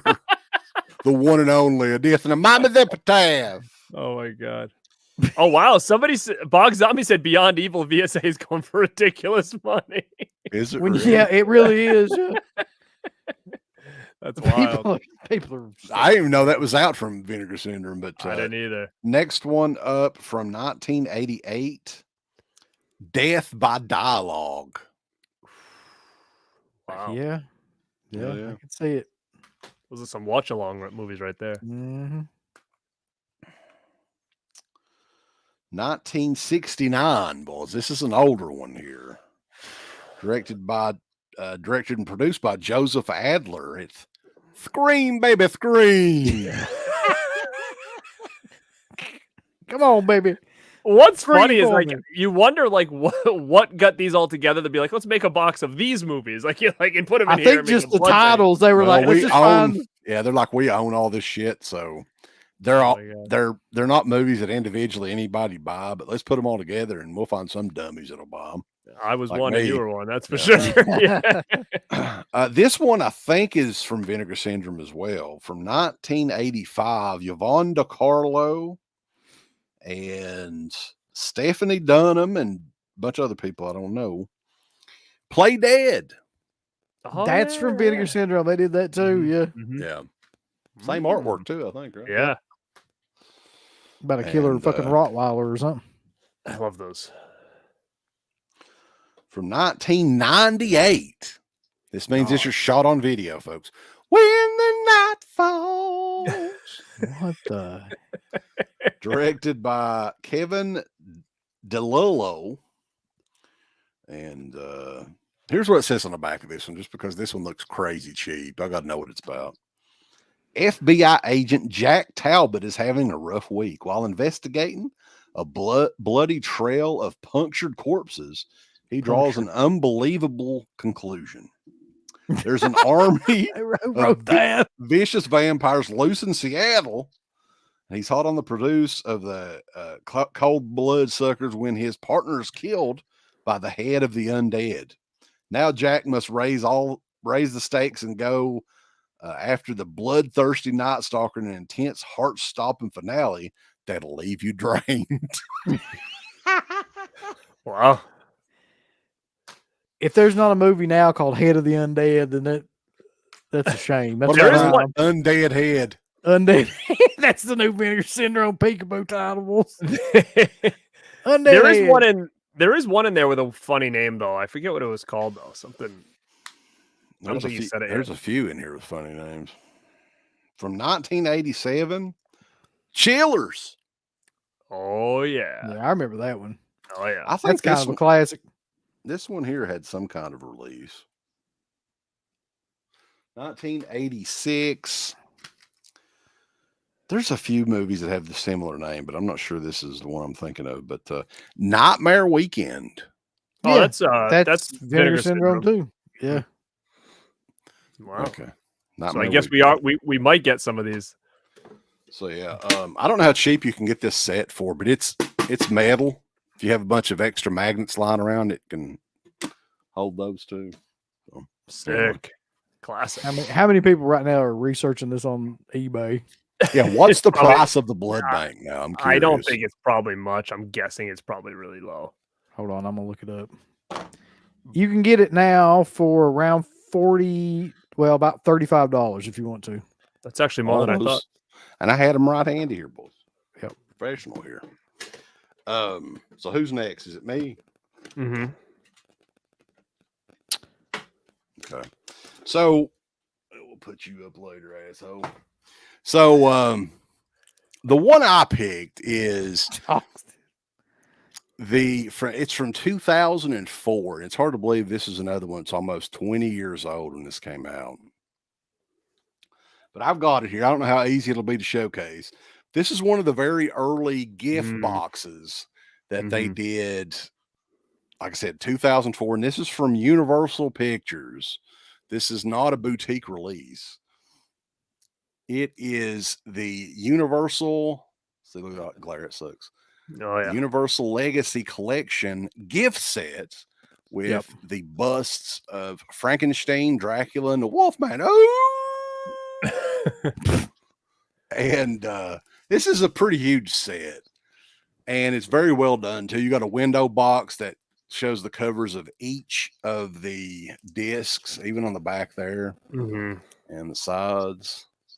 And I think a lot of these movies were on DVD for the very first time in this set. So you get the original movies, but a lot of the sequels that came with, the Dracula sequels and stuff like that are included. I think the Spanish Dracula was out for the first time on DVD in this set too. Spanish So- Dracula was on there. Yep. Hey man, I'm gonna suck your Oh, no, blood. I'm gonna Hey, fuck you Hogs. off, dude. Spanish But, Dracula. You don't know the story of the Spanish Dracula, Uncle Bill? Yeah, of course. Well, you know about it. Conan was in it. Conan was in it. Yeah. So He's like, let me speak on this, man. orale. Peel my The- potato and toss my salad. The Spanish Dracula was filmed simultaneously with the original Dracula movie. Oh yeah, yeah. I A had lot of some people that. think that it was like the superior movie too. I don't know. I've never watched it, but I don't know a whole lot about the classic Universal people monster think. movies. But man, like for the time period and the releases and the quality of these releases as well. So you get all three of these in a separate set. Like this one is 4 different Wolfman movies. Frankenstein meets the Wolfman, She-Wolf of London, and Werewolf of London. And very nice hard box. Listen how hard it is. Wow. Hurt my ears over here. That's super And, hard. Digipack, which I like the Digipacks. I know Garrett, you're not big on them, are you? Not really. I mean, I was buying them for a while just because they were different, but now looking at them, I'm kind of like, some are okay, some are meh. Garrett just don't want to get trapped into buying a bunch of other stuff. No, I have them all in like a cupboard over here. But I guess the big draw to these, and I've never taken these out of the box or anything, is these are hand painted busts from Sideshow Collectibles. Yeah, Jesus. there's no way to see that really. There's really no way to Was show you was guys. that who made them? Sideshow Collectibles? Yes, it says right on the back. I actually have mine displayed on a shelf. Those 3 busts, and they're really nice quality. They're heavy. They're painted well. They're done really well. Yep. Yeah, You can kind of see them there. mhm. The This comment. But yeah, I mean, this was, like I said, 2004, and even the inside packaging, like that's styrofoam there, but they kind of have it painted to look like marble or whatever. So Oh yeah. it's very classy packaging as well. So when I was thinking of box sets, and this is DVD, of course, so there's better editions that are out now, even in 4K. But this was back, man, like physical media game was at a different place then. I mean, they could do sets like this then and people would buy them, you know. And I don't know about anymore if they did a big set like that. For one thing, it wouldn't be in a store. I mean, these were in Best Buys and Walmart and everywhere else. But would people pay the kind of money like these? I think these sets were kind of pricey when they came out. They were, and I actually went through a period of time where I was unloading a lot of stuff, and I actually was like considering selling mine because at the time I hadn't opened it. So I was like, okay, I'm just going to get rid of this thing. And I went online and it wasn't really going for much money. So I was like, instead of the hassle of trying to sell it and box it, I'm like, I'm just going to take these little statues out and put them on the shelf over here when I built this movie room up. So now I have that box without the statues in it somewhere else. And then I have those statues up, but I don't think that thing was going for a lot of money. Maybe it is now. I was trying to sell it. I don't maybe know. like I 5 years haven't ago. even looked. Mhm. I just think it definitely deserves the Hall of Fame treatment just Oh, yeah, because yeah. the time frame that it came out, and a lot of those movies were. I think the reason that they were pushing Universal Monsters, and this is hilarious, hardcore this time, because they did separate sets for The Mummy and Creature from the Black Lagoon, stuff like that later on. Was Van Helsing came out around this time period. Oh yeah. That would have been what then? 2005? 2004, I think, was when Yeah. it came out. So there's like features with Steven Summer talking about like the Universal Monsters on it. He's the guy that directed Shitty Van Helsing movie. Yeah. But yeah, I mean, maybe that's why they went that far all out. I think Universal still to this day has, you know, major props and respect to the monster movies, just because those were the movies that kind of got them in the game really early on. But yeah, I mean, something like this, I don't know if we would ever see something like this again, but it was a hell of a set. I don't know, Uncle Bill, did you ever get this one? I never got that one. The one that I have is like a coffin, and I think it's the Blu-rays of all I the. think I have that one. Yeah. Show it off, Garrett. Come on. I've got the coffin one too somewhere. Yeah. If I'm not mistaken, though, didn't the Yeah, coffin oh, one that's was in the UK, right? That's a UK That's release. a UK, yeah. It's a, Yeah. I don't know if it's region B or not, but yeah. Yeah, and it has like this big thing inside, like a big Yep. box. It's got Dracula, Frankenstein, Mummy, Invisible Man, Bride of Frankenstein, Wolfman, Phantom of the Opera, Creature like Black Lagoon. Hell yeah, boys. Yeah.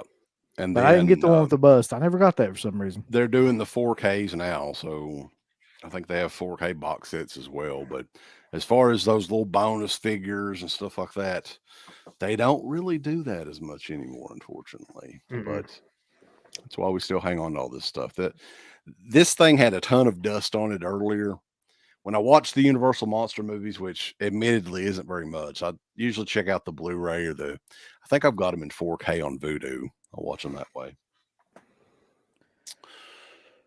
So, yeah, I appreciate everybody's liking the formal wear here. It's a big occasion tonight for the second annual Horror Media Hall of Fame. And man, like these shows are always fun to do because we go back in time and talk about these releases because we have been collecting this shit for that long. Yeah. So I think that, we can kind of go back in time for the people that were, the youngsters and stuff that weren't around then or don't remember then. And because things then were way different. A lot of the stuff, I think all this stuff that we showed on here today was pretty much in retail stores. On easy to find, Best Buy and stuff like that. So it was a different time frame. Horror media now is really hot in a way, and then media in general in itself is kind of like cold as well. So it's kind of I tell you weird what spot. though, one thing, because I was going through, because I have to get into storage every time we do these fucking shows and like get all this stuff out because like all of my DVDs and things like that are in storage. But I found something that I had completely forgotten about that I would nominate for one of the worst physical media releases of all time. The Hall of Shame. The Hall of Shame. I'm gonna go get it right now because I didn't think to bring it in here. Do you want to? Every year we should just do one Hall of Shame recommendation. That's true. Let me tell you something. We could do a separate Hall of Shame show. When you see this, you'll be like, "Oh yeah," like you probably own this, but you'll be like, "I completely understand." So give me one second. All right, we're gonna put in that Hall of Shame wing. This is like a Hall of Shame wing of all the shitty movies. Well, I'd say more people would get a kick out of that too, but I mean, as far as bad releases, I don't know what you would. I mean, other than ones that are totally messed up or something, I don't know. Yeah, maybe try to pick one every year would be pretty easy. I don't know what he's gonna take up right now. You got the semi truck, the Texas Chainsaw one, didn't you? Yeah, I actually bought it not too long ago. After we did our Texas Chainsaw stream, I had such FOMO that I finally got it. I did an unboxing of it on the channel. And we've talked about Suncoast Video a few times on the show. You could get almost anything you ever wanted at Suncoast, but you were going to pay for it. Yeah, Very it was expensive. I didn't buy a lot from there because the prices were so high. Yeah. You ready for this though? This is one of the shittiest things I've ever seen, and it could like possibly break apart while I'm holding it. I'm not sure. This is the Fear itself, dude. Oh yeah, man, I have that sucker. Why yours is not? It's not it falling apart. Look at it. It's like made of the cheapest goddamn plastic that you could ever possibly imagine, man. Like I think mine's in good condition still. Yeah, mine's fine, but like it's it's made. It looks like a fucking like a gimmick birthday card or something. It reminds me of like if you go into the Dollar Tree and were to get like a Halloween decoration. That's what it is. That's what you would get. Yeah. Yeah. Like you could put a hole in that, right? You like bend that whole thing right now. Is that Anchor Bay? This is the disc, by the way. It's one of those friggin' like 6 movies on it or something, right? 2-sided, yeah. Well, for people that don't remember though, Fear itself was like the unofficial Masters of Horror season 3, but it just didn't work out. It was bad. Look at this damn skeleton on this thing, though. Seriously, was that an Anchor Bay title? I forget. Lionsgate. Lionsgate. Okay, that is funny. That's just shameful. That damn Fear thing. itself. It was one season, didn't they? I think Mick Garris had something to do with that show too, didn't he? I don't remember. Yeah. I thought it was Yeah, like he did. Masters of Horror, but they tried to dedicate it more towards like kid friendly. Is that true or no? This Well- one was on. Wasn't this on like network TV or Yeah, I something? think like it was that? on NBC or something, wasn't it? Because I remember watching the first couple episodes and then realizing that it was ridiculous. Like it was just really bad. Well, what had happened is I think Showtime didn't renew Masters of Horror for the 3rd season. And I think this is the episodes of Masters of Horror, but they had to rework them for network TV. I do remember that. I knew there was a connection with Masters of Horror. I just didn't remember why. But yeah, that makes a lot of sense because, Masters of Horror is another one I think, we could do a whole show on because that was a pretty unique and cool little series. I would like to do a whole show on that. Yeah. I think that would be an awesome maybe series, just do too. like season 1 as an episode and then season 2 because I don't know how many per season there were. Maybe like I think 6 there or was 7. 8. Oh, okay, that I would want be to say easy. that. Yeah. Yeah. Yeah, I thought the first 2 seasons overall, though, I mean, I thought it was a pretty solid show. There were a couple that were pretty bad, but overall, it was a good show. And you saw all your favorites. You had all the directors there. You had, Angus Grimm was in one. It was cool to kind of see them in different roles and stuff. And was it Argento that did Jennifer? Yeah. That was a freaking, I remember when I saw it for the first time, I was like, dude, this is so awesome. Like that might've been the first episode I think I saw from Masters of Horror. That was one of my favorites too. And then Takashi Miike did the one that got him like banned. Oh, like Afterlife or something? Was that what it's called? It was what was it called? Imprint. Imprint. It was Imprint. Yeah. They didn't even I think I have Imprint on a separate release because I don't think they put it in the box set, right? I don't think so. I think they just were like, you had to get it by itself on like a standalone because when the box set came out, they left that one out. I don't even remember being that hardcore though either though. I don't remember it either. Nah, I kind of do. It was about I can't even say what it's about on here because we probably get banned. It's been many years, but I think what we were reviewing the first season, like in the first few episodes of Dead Pit when we started, that's how long we've been doing the damn show. So I remember us talking about the show first run after it happened and everything. So I would love to go back and revisit some of those shows. Maybe it's something we could do for October or something. I That's think a that good we should idea. prep for in October. Yeah, I think that would be perfect. In the meantime, I'm gonna go watch Fear Itself. In the meantime and in between time, baby, Fear Itself. Ooh, look at that. With that Valentine card cover, baby. It's not flimsy at all. Look Should at play that. music or something when you open it up. Ooh. Yeah, Sick Girl from Lucky McKee is a solid one. I've got Sick Girl autographed by Lucky McKee, the DVD. So, but yeah, guys, hey, this is always a fun show to do. If anybody has any questions or anything you want to hit us up, we'll be on here for just a little bit longer. But I think another solid year for the Horror Media Hall of Fame, boys. Do you want to do a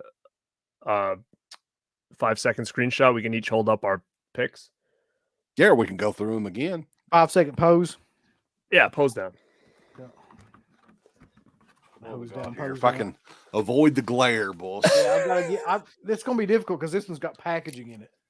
Hold on. Yeah, wait. This one's got packaging. I can't do it. Hold on. Oh God. There it is. Boom. Get your screenshot. Post it. Dun, dun, dun, dun. Dun, dun, dun, dun. The This is going back in the 2023 class of Hall of Fame. Sponsored by Mountain Holler. And Dr. Pop. No. Yeah. A lot of people was asking though. I did star this one, so I wouldn't forget about it. The Monster Squad Kino announcement. Yeah. We've got to talk about that briefly here. Sure. I'm not surprised that it's coming out. I mean, I'm kind of shocked that it's taken this long. What about you?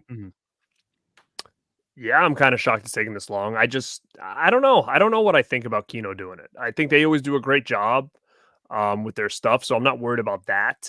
it just would have been nice to see like a real different edition, like if Arrow made like a big box or something like that, because Kino doesn't really do that. They just kind of stick to their own style, which is fine. But it would have just been interesting to see someone put a little bit more like effort into just like the packaging and stuff like that. That's my only concern with it, is like I kind of wish we got something a little special for Monster Squad, because it's been a while. That last Olive Films one that they did was junky. It was like bare bones. It was the best one that they've done, I think, ever was that Lionsgate one when that thing came out. Even the Blu-ray like is really, really cool. Everything after that was a little bit kind of in my opinion. Yeah, like I kind of agree with that. But I'm also kind of burnt out on the Monster Squad, man. Like I don't even know. I don't think I would give a shit who put it out on 4K. Like at this point, like I've seen that movie enough. And it would be the same thing too with like Savage Streets or Friday 5. Like I've just some certain movies I've just seen way too many times. By the way, the Creaky Ohio, I don't have the damn Saw. I don't even think I own a Saw movie, period. So that's somebody else you're thinking of. Oh, I bet you've got a couple of Saw movies. You just don't realize it. Maybe. They were like throwing those Saw DVDs pretty much away whenever they come out for review back in the day. Do you remember that? Mm-hmm. There was a new Saw movie every year for a while. There was so many editions of it too, like jewel cases and then regular editions. Yeah. Scream Factory, it does seem like a release that they'd want to do. I mean, that's kind of surprising. It definitely that's what I said when we were talking about it this morning. I was like, that to me seems like another Scream Factory dropped the ball on that title, because that seems like something that they would have been all over. So I don't know if they even try anymore. Like you'd think they would work hard to get something like that in their library. You know, that to me seems like a no brainer for them to try hard to get that. Yeah, I mean, I think that they're fine just re-releasing stuff that they've already done in 4K. Like a lot of people are putting over that Creep Show 4K, man. They say that it's amazing and everything, but for me, they haven't topped that collector's edition Blu-ray that they did, the packaging and everything on it. And I don't know how you can go from that to just like a basic vanilla horror edition, even though if it is 4K.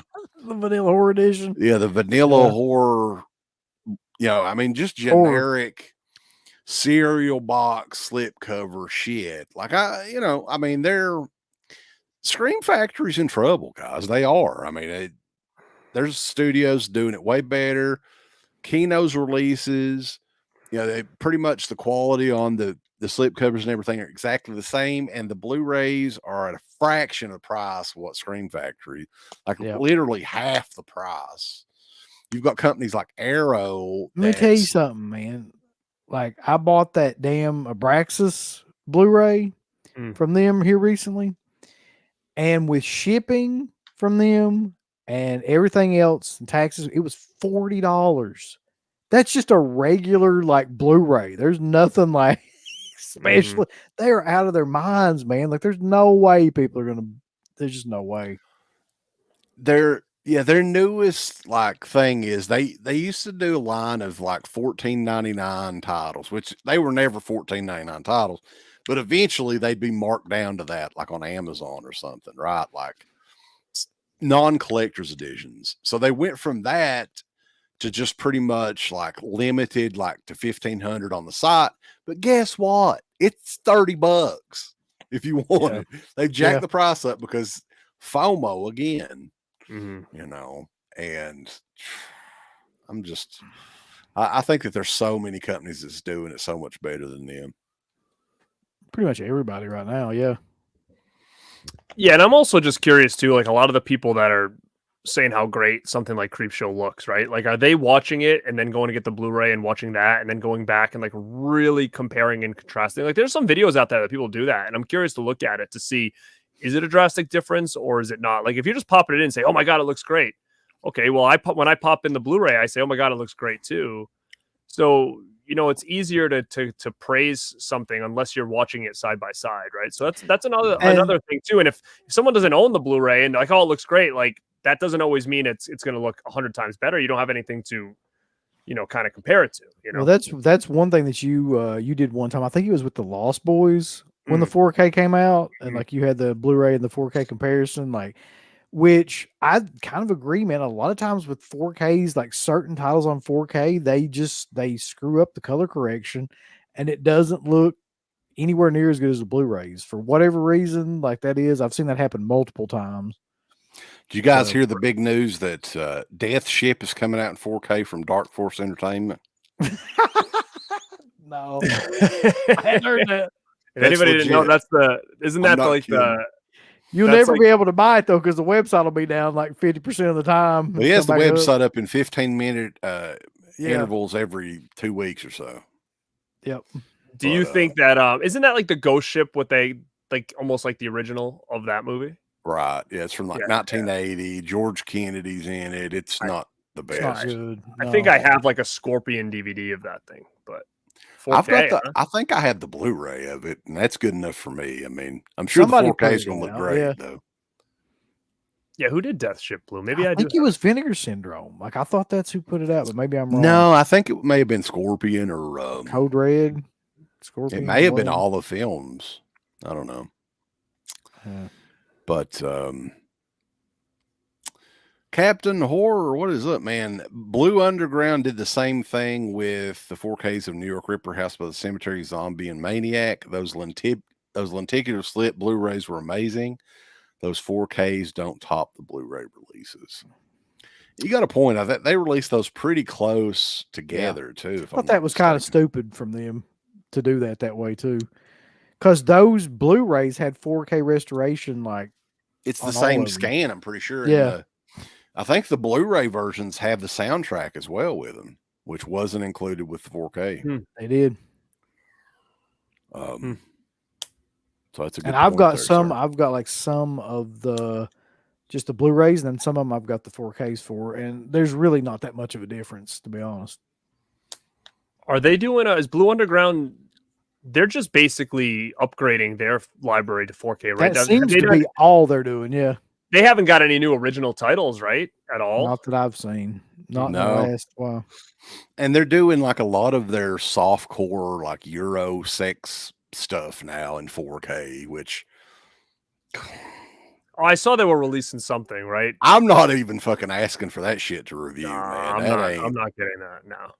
Mm. no, I have no interest in that. But I would love to maybe talk to Bill Lustig again because they've re-released stuff over and over and over and over and have not really acquired anything new in many years. It's been a Right. long time.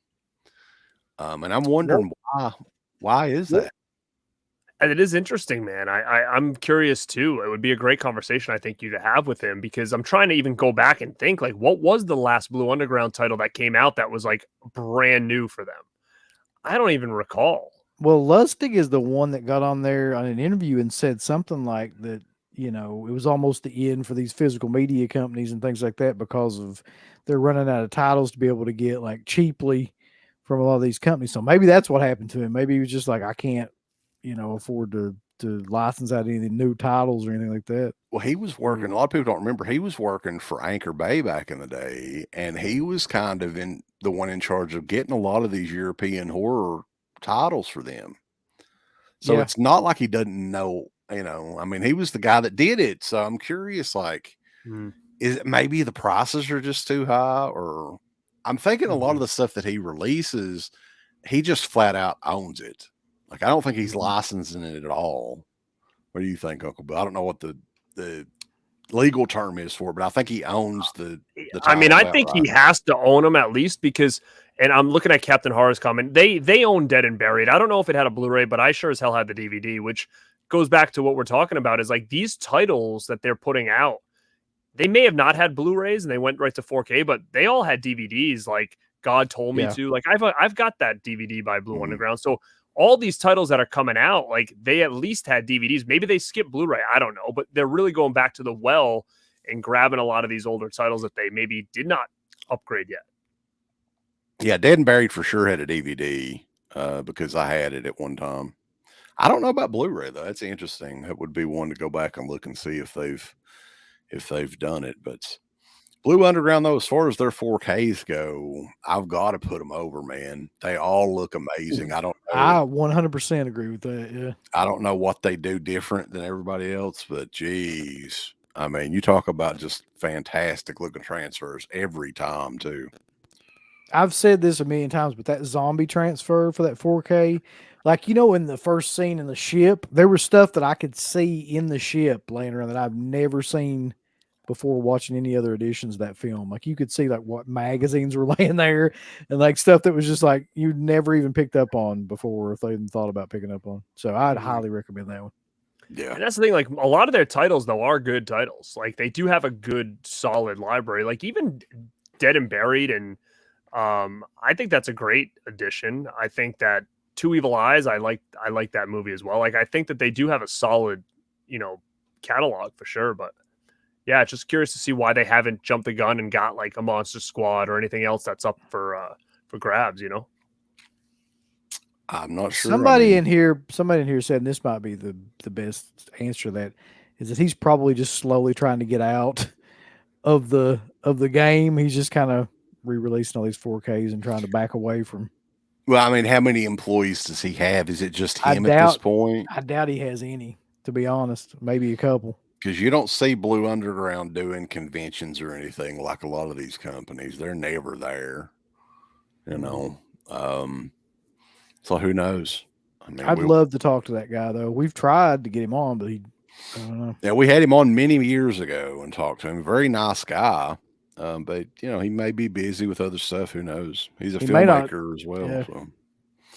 But, guys, hey, it's been a fun show. Garrett, what you got coming up this week on the Born to Be Rad channel or the Rad Pack or whatever? I've actually got a pretty busy week, actually. I have so I've got a film and put out hopefully tomorrow. On the Rad Pack channel, we're doing like a community challenge talking about 9 movies that you had watched consistently as a kid, like where you would rewind the tape and put it back in and watch it day in and day out. So 9 of those kind of movies, we're doing a little community challenge. So I'm going to record and put mine up tomorrow on the Rad Pack channel. Tuesday, I'm going to be on Planet CHH's channel, and he's going to be interviewing me, talking about certain collectibles in my collection. And then Wednesday, we have an interview with the Rad Pack. We didn't drop it yet as far as who we're interviewing, anything, just because we want to make sure it all goes according to plan. But that's supposed to happen and be recorded on Wednesday. Poker up your butthole. Thursday, I'm going to be with you guys again for Severin, right? Severin Film Summer Sale, boys. Some quality 4K titles from Severin. And that is, and then I think I'm off Friday. And then Saturday, is Saturday the 1st or no? It is. So that means I'm going to be on my channel doing Rad Company with Captain Hara. He'll be on. So Rad Company. So I have a pretty big week going on here this week. So, yeah. Always rad as fuck. If you don't redo that song, you're really missing out. Yeah, I think I have gotta somebody do that for redo Garrett. that. That'll be I'll redo that song and send it to Garrett. He can be the. I want it to be the opening for that show. So if you can do it for me, that'd be great. Okay. Oh, thanks, dude. I appreciate that, man. Oh, hell yeah. Appreciate it. Irvy96, glad to see all is good with your channel. Love the streams with RADpit. Thanks, dude. I appreciate that. So, yeah, everybody go and subscribe to both channels as well. And I think in the Vinegar Syndrome, they're doing the subscriber week on Saturday as well. Yep. So I'm going to definitely probably go on at noon and do it.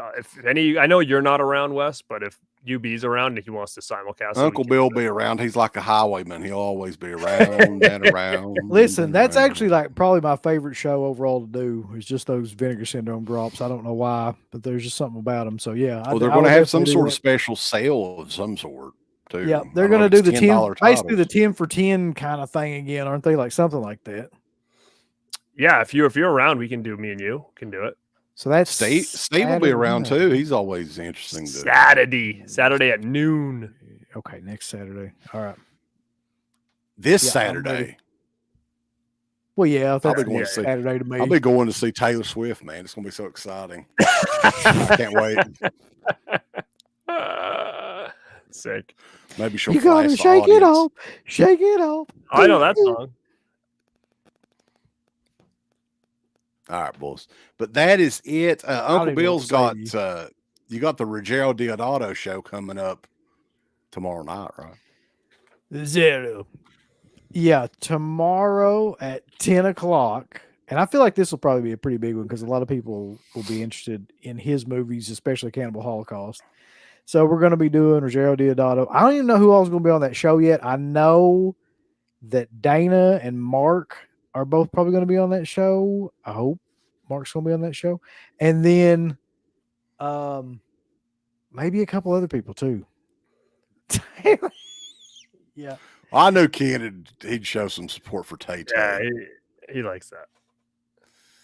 All right, boys. But yeah, it's been fun, and we will be back, I guess, the next time together for that Severin summer sale coming up on Thursday night, late night. I'm gonna be buying all kinds of stuff. I'm gonna be spending a fortune at that Severin sale. I can't wait. We'll be getting these stuff. I'll get some stuff. Limited edition things that they'll have in the next couple of weeks at a convention coming up, but it's still limited, because it's that's convention stock, right? But it's been fun. We will catch you guys next time on BornToBeRad.com and DeadPit.com. Give us the thumbs up. Up your butt. Like, subscribe. And if you subscribe, here's something else you can do. Once you subscribe, you can click the bell notification, right? And it'll notify you anytime that Dead Pit puts up new shit. Or don't. I really don't give a if you do or I don't. want you to. I want you to. I don't care.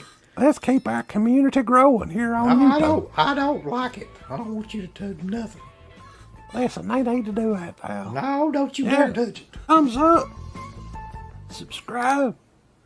And click that bell. There's all kinds of wonderful shirts over at shop.deadpit.com. Simply the best horror shirts.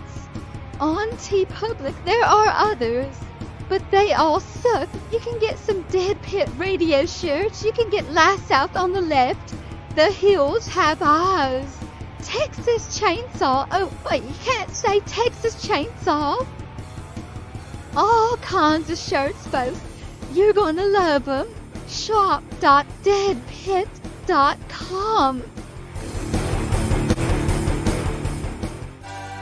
Thank you to all of our supporters on Patreon.